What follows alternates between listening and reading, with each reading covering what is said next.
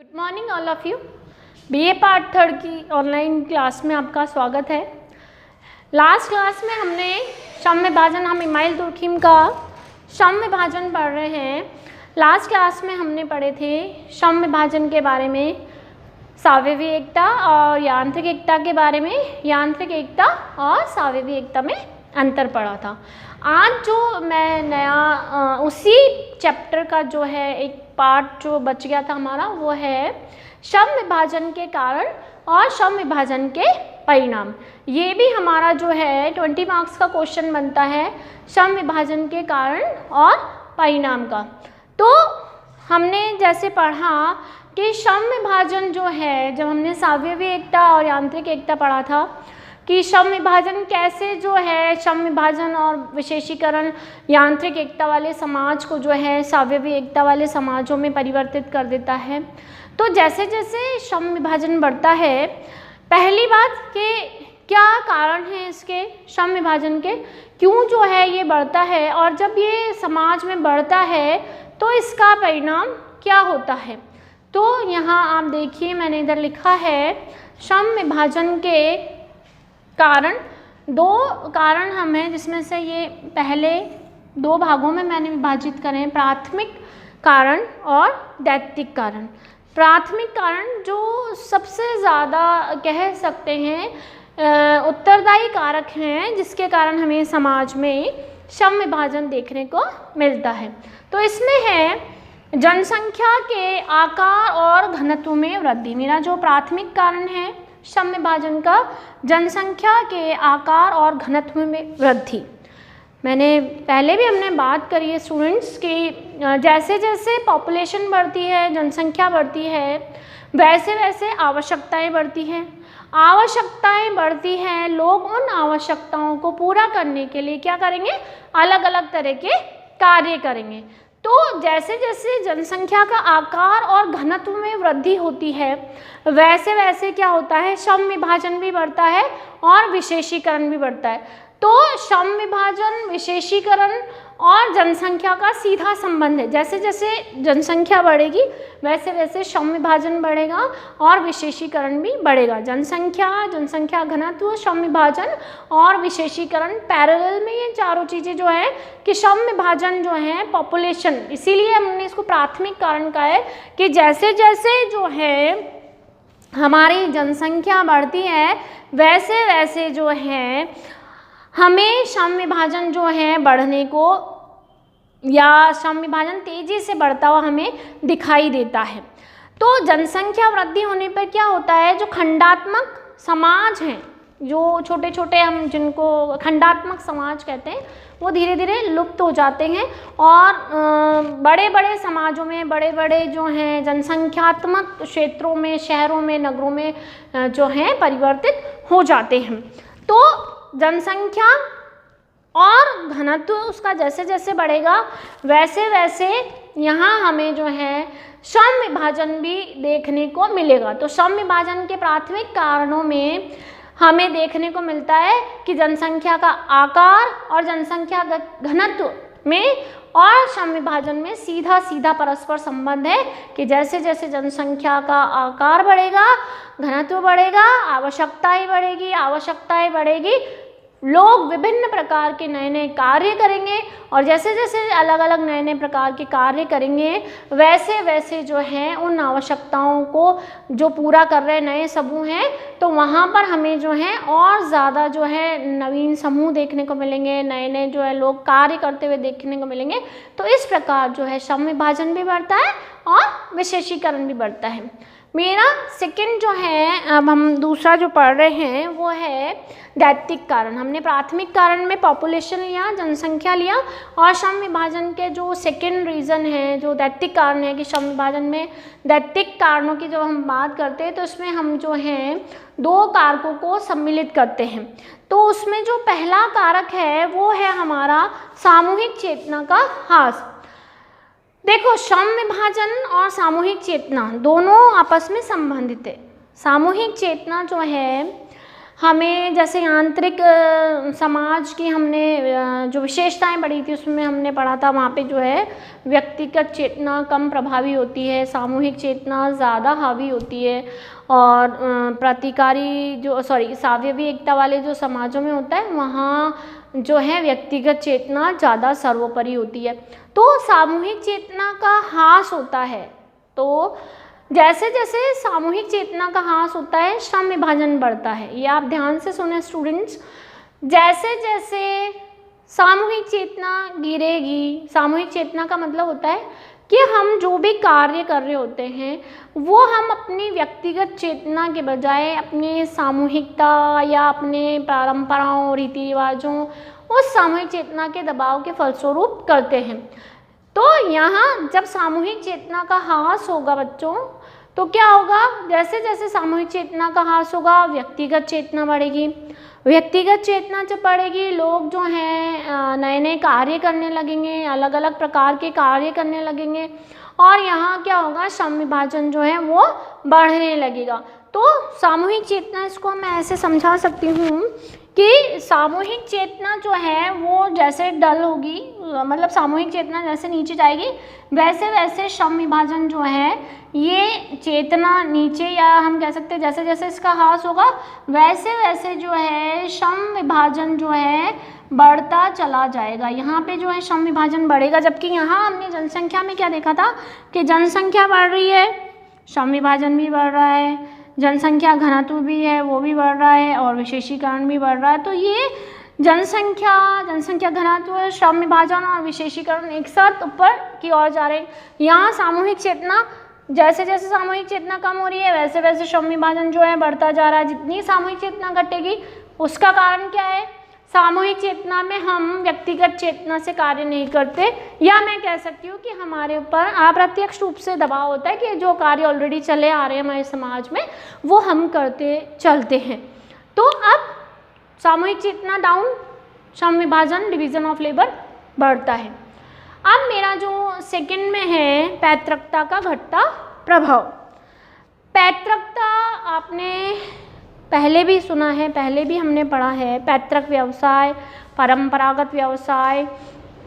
इसका मतलब होता है कि दुर्खिम के अनुसार पैतृकता का जितना अधिक जो है प्रभाव होता है, पैतृकता का मतलब यहाँ पर मैं ऐसे कह सकती हूँ कि जो हमारा परंपरागत व्यवसाय चला रहा है, जो लंबे समय से चला रहा है, उसका प्रभाव जैसे जैसे घटता है वैसे वैसे श्रम विभाजन भी बढ़ता है। अगर पैतृकता का प्रभाव बराबर बना हुआ है तो श्रम विभाजन उतनी तेज़ी से नहीं बढ़ेगा। तो पैतृकता घटेगी, श्रम विभाजन बढ़ेगा, क्योंकि पैतृकता या पैतृक व्यवसाय जो हैं जैसे जैसे वो कम होंगे तो वो लोग क्या करेंगे, नए नए व्यवसाय करना शुरू करेंगे, नए नए कार्य करना शुरू करेंगे। तो उसके फलस्वरूप क्या होगा, नए नए प्रकार के व्यवसाय जो हैं समाज में हमें देखने को मिलेंगे। क्योंकि पैतृकता का जब प्रभाव होता है तो व्यक्ति क्या करता है, अपना पैतृक व्यवसाय करता है, परंपरागत व्यवसाय करता है, नवीन व्यवसाय जो है वो उसकी तरफ नहीं जाता है, उसकी तरफ नहीं खिंचता है।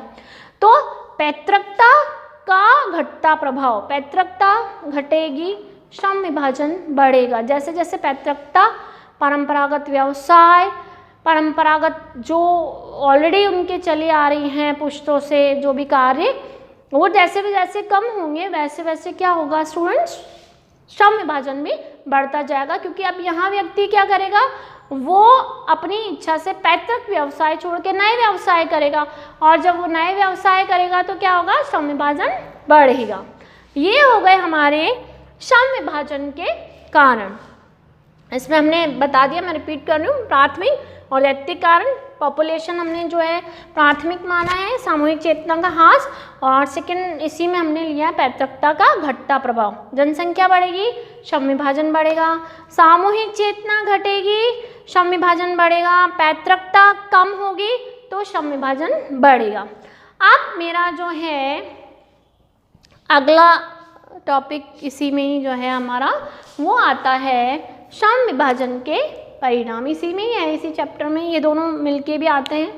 अदरवाइज इसमें जो क्वेश्चन आता है ये बहुत इंपॉर्टेंट है, हमारा डिवीज़न ऑफ लेबर, इसमें से क्वेश्चन हर साल बनता है। और ये जो है एक पूरा आपका चैप्टर आता है कि दुर्खिम के श्रम विभाजन के सिद्धांत को समझाइए, तो आपको ये सब चीज़ें उसमें जो है लिखनी होती है। अब हम जैसे 20 नंबर का प्रश्न बन सकता है श्रम विभाजन के कारण और परिणाम समझाइए। तो अब मेरा जो नेक्स्ट हमने टॉपिक लिया है श्रम विभाजन के परिणाम। पहले हमने पढ़ा श्रम विभाजन के क्या कारण हैं, कि श्रम विभाजन जो है किन किन कारणों से होता है, जो हमने अलग अलग पढ़े। अब आता है श्रम विभाजन के परिणाम। श्रम विभाजन जो है जब समाज में बढ़ता है तो उसके क्या परिणाम हमें समाज में देखने को मिलते हैं। तो इसमें मैंने सबसे पहले जो लिखा स्टूडेंट्स वो है मेरा प्रकार्यात्मक स्वतंत्रता और विशेषीकरण। प्रकार्यात्मक स्वतंत्रता और विशेषीकरण का अर्थ है मेरा स्टूडेंट्स यहाँ पर कि जैसे जैसे श्रम विभाजन जब बढ़ता है तो लोग अलग अलग प्रकार के कार्य करने लगते हैं। प्रकार्यात्मक स्वतंत्रता के श्रम विभाजन बढ़ा, लोग नए नए प्रकार के या अलग अलग प्रकार के नए नए व्यवसाय करने लग गए, क्योंकि यहाँ अब वो जो हैं स्वतंत्र हैं अपने अलग अलग प्रकार के कार्य करने के लिए, व्यक्तिगत चेतना के अनुसार अलग अलग कार्य करने के लिए। तो यहाँ पर क्या होगा, प्रकार्यात्मक स्वतंत्रता और विशेषीकरण का मतलब होता है कि यहाँ जो व्यक्ति है जब अपनी व्यक्तिगत चेतना से अपनी इच्छा अनुसार कार्य करता है, और जब कार्यों का यहाँ बंटवारा हो जाता है, यहाँ लोग अलग अलग कार्य करने लग जाते हैं कि बहुत सारे जो हैं लोग हैं वो अलग अलग प्रकार के कार्य कर रहे हैं, तो हर व्यक्ति क्या करता है अपने कार्य में हमें दक्षता, जिसको मैं क्या कह रही हूँ दक्षता, इट मीन्स विशेषीकरण, कि एक व्यक्ति जो है अपने कार्य में दक्ष हो जाता है, क्योंकि हर व्यक्ति अलग अलग व्यवसाय कर रहा है अलग अलग वो, और अपने जो है दक्षता को और अधिक बढ़ाते हैं, तो हम इसे क्या बोलते हैं विशेषीकरण। तो श्रम विभाजन के परिणाम स्वरूप प्रकार्यात्मक स्वतंत्रता बढ़ती है और विशेषीकरण बढ़ता है। अब आता है हमारा सामाजिक प्रगति। देखो पहले की हम बात करें परंपरागत समय की, तो उस समय जो है क्योंकि डिवीज़न ऑफ लेबर जो है श्रम विभाजन जो है वो कम था, फिर धीरे धीरे श्रम विभाजन बढ़ने लगा, और परिवर्तन जो है वो विकास का कहते हैं सूचक है। परिवर्तन नहीं होगा तो विकास नहीं होगा, और श्रम विभाजन के कारण क्या होता है समाज में अलग अलग प्रकार के जो हैं परिवर्तन हमें देखने को मिलते हैं।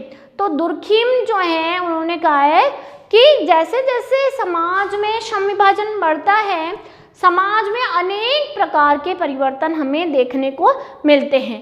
अगर परिवर्तन नहीं होगा तो विकास भी नहीं होगा, सामाजिक जो है प्रगति भी नहीं होगी। तो जब तक परिवर्तन नहीं होगा विकास नहीं होगा। श्रम विभाजन के फलस्वरूप क्या होता है समाज में विभिन्न प्रकार के जो हैं अलग अलग प्रकार के जो हैं सामाजिक परिवर्तन होते हैं, और ये परिवर्तन समाज के विकास को आगे बढ़ाते हैं, या हम कह सकते हैं कि यहाँ समाज रुकता नहीं है बल्कि तेजी से आगे बढ़ता है और समाज की जो है सामाजिक प्रगति होती है। तो ये हमने पढ़ा कि श्रम विभाजन का दूसरा परिणाम है सामाजिक प्रगति, और सामाजिक प्रगति जो होती है वो समाज के लिए बड़ी उपयोगी होती है। अब उसके बाद सामाजिक परिवर्तन।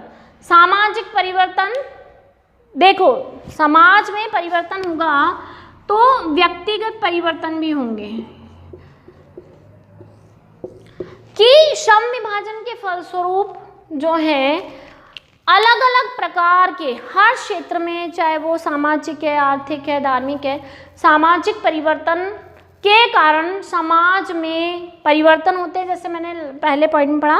और ये सामाजिक परिवर्तन जो है इसके फलस्वरूप जो है व्यक्तिगत परिवर्तन भी हमें देखने को मिलते हैं। समाज में परिवर्तन के लिए जनसंख्या का आकार, जनसंख्या घनत्व उत्तरदायी है, और इसी के कारण क्या होता है समाज में सामाजिक परिवर्तन आते हैं, और सामाजिक परिवर्तन के साथ साथ जो है व्यक्तिगत परिवर्तन भी हमें देखने को मिलते हैं। तो श्रम विभाजन कैसे हुआ, जैसे हमने पढ़ा, जनसंख्या बढ़ी, जनसंख्या, आवश्यकताएं, फिर उनके साथ साथ अलग अलग प्रकार के कार्य, नए नए समाज में क्या होने लगा, नए नए प्रकार के व्यवसाय होने लगे, समाज में अनेक परिवर्तन आए और समाज के साथ साथ व्यक्तिगत परिवर्तन आए। तो इस प्रकार हमें श्रम विभाजन के परिणाम स्वरूप सामाजिक परिवर्तन और व्यक्तिगत परिवर्तन दोनों ही हमें जो है देखने को मिलते हैं। तो नेक्स्ट हम लेते हैं हमारे स्टूडेंट्स, मेरा जो नेक्स्ट पॉइंट है वो है नवीन समूह की उत्पत्ति और अंतर्निर्भरता। पहले हमने श्रम विभाजन के प्रकार्य में भी ये पॉइंट पढ़ा था और परिणाम में भी हम ये पढ़ रहे हैं कि श्रम विभाजन जो है उसके परिणाम स्वरूप विशेष प्रकार के कार्यों में लगे व्यक्तियों में विशेष प्रकार के हितों का विकास होता है, और विशेष प्रकार के हितों के विकास के लिए नए नए प्रकार के वर्ग बनते हैं, नए नए विशेष प्रकार के वर्ग बनते हैं। या मैं इसको बहुत सिंपल तरीके से समझाऊं, जनसंख्या बढ़ी, आवश्यकता पूरा करने के लिए लोग जो हैं या समूह अलग अलग प्रकार के कार्य करने लगे, तो क्या हो गया, नवीन समूहों की उत्पत्ति। जैसे मैंने उदाहरण दिया था एक बहुत अच्छा, कि पहले एक वैद्य जी जो होते थे वो एक गांव में, एक ढाणी में जो होते थे वो सब तरह का इलाज करते थे, चाहे वो सर्जरी हो, चाहे वो बुखार आ रहा हो, चाहे वो कोई कट लग गया हो। तो कोई श्रम विभाजन नहीं था, विशेषीकरण नहीं था। लेकिन अब क्या हो गया, हर प्रकार के इलाज या मैं कहूँ हर प्रकार की बीमारी के लिए हमारे अलग अलग प्रकार के जो हैं डॉक्टर्स, नवीन समूह, फिजिशियन हैं, थेरेपिस्ट हैं, गायनेकोलॉजिस्ट हैं, डेंटिस्ट हैं जो दांत का इलाज करते हैं। तो ये क्या हो गया, नवीन समूह और उनमें अंतर्निर्भरता, कि ये नवीन समूह जो हैं उत्पन्न हुए हैं श्रम विभाजन के परिणाम स्वरूप, इनमें हमें अंतर्निर्भरता भी देखने को मिलती है। तो इस प्रकार श्रम विभाजन के परिणाम स्वरूप हमें जो है नवीन समूहों की उत्पत्ति और अंतर्निर्भरता देखने को मिलती है। अब आता है व्यक्तिवादी विचारधारा, कि श्रम विभाजन जो है व्यक्तिवादी विचारधारा, क्योंकि यहाँ क्या होता है, जैसे हमने पढ़ा कि सामूहिक जो चेतना है वो धीरे धीरे कम होने लगती है। तो यहाँ क्या होता है, श्रम विभाजन बढ़ेगा, सामूहिक चेतना का ह्रास होता है तो श्रम विभाजन बढ़ता है। सामूहिक चेतना का जब ह्रास होगा तो क्या होता है, व्यक्तिवादी जो चेतना है, व्यक्तिगत चेतना है, वो तेजी से बढ़ने लगती है। तो यहाँ व्यक्तिवादी विचारधारा का जो है तेजी से विकास होने लगता है। अब है प्रतिकारी कानून और नैतिक दबाव। श्रम विभाजन की जो है या कहेंगे कि जैसे जैसे श्रम विभाजन बढ़ता है पूरी कानूनी व्यवस्था भी जो है हमें बदली हुई दिखाई देती है। कैसे बदली हुई दिखाई देती है, कि यहाँ जो है क्योंकि श्रम विभाजन बढ़ रहा है तो श्रम विभाजन क्या करता है, ये पॉइंट भी मैं साथ में ले रही हूँ। श्रम विभाजन क्या कर रहा है, यांत्रिक एकता वाले समाज में श्रम विभाजन बहुत कम होता है। जैसे जैसे श्रम विभाजन बढ़ता है यांत्रिक एकता वाले जो समाज है वो क्या कर रहे हैं, सावयवी एकता वाले समाजों में सावयवी एकता का विकास हो रहा है। सावयवी एकता वाले जब समाज का विकास हो रहा है तो यहाँ पर दमनकारी कानून थे यांत्रिक एकता वाले समाजों में, अब ये दमनकारी कानून किसमें परिवर्तित हो रहे हैं, प्रतिकारी कानूनों में।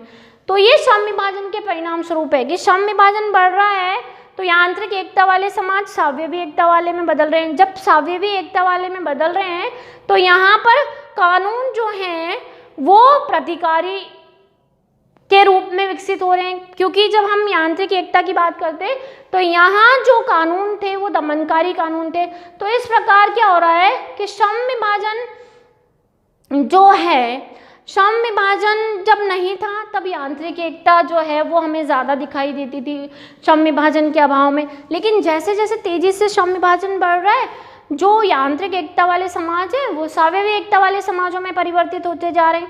और जैसे जैसे ये सावयवी एकता वाले समाज में परिवर्तित हो रहे हैं वैसे वैसे क्या हो रहा है, प्रतिकारी कानून, क्योंकि जब हम जहाँ श्रम विभाजन का अभाव था वहाँ हमें जो कानून देखने को मिलते थे वो दमनकारी थे, और अब जब यहाँ यांत्रिक एकता से सावयवी एकता में परिवर्तित हो गया तो कानून दमनकारी कानून से प्रतिकारी कानून हो गए। तो ये हमने जो है आज पढ़े हैं हमने स्टूडेंट्स ये सम विभाजन के कारण और ये हमने पढ़े हैं सम विभाजन के परिणाम, जो मैंने दो आपको एक साथ कनेक्ट करके बता दिए कि जैसे जैसे सावयवी एकता बढ़ेगी, यांत्रिक एकता से सावयवी एकता बढ़ेगी, दमनकारी कानूनों से प्रतिकारी कानून बढ़ेंगे, जिसे हम क्या कहते हैं, प्रतिस्थापन कानून भी कहते हैं। और यांत्रिक एकता किसमें, सम विभाजन के कारण जो यांत्रिक एकता सावयवी एकता में परिवर्तित हो रही है। तो इस प्रकार ये हमें सम विभाजन के परिणाम और ये मेरे हैं सम विभाजन के कारण। तो ये हमारा एक 20 मार्क्स का क्वेश्चन बनता है, सम विभाजन के कारण और परिणाम। अब इसमें एक बहुत छोटा सा और जो है टॉपिक बचा हुआ है बच्चों, जो मैं नेक्स्ट क्लास में हम पढ़ेंगे। तब तक के लिए नेक्स्ट क्लास में हम मिलते हैं। धन्यवाद।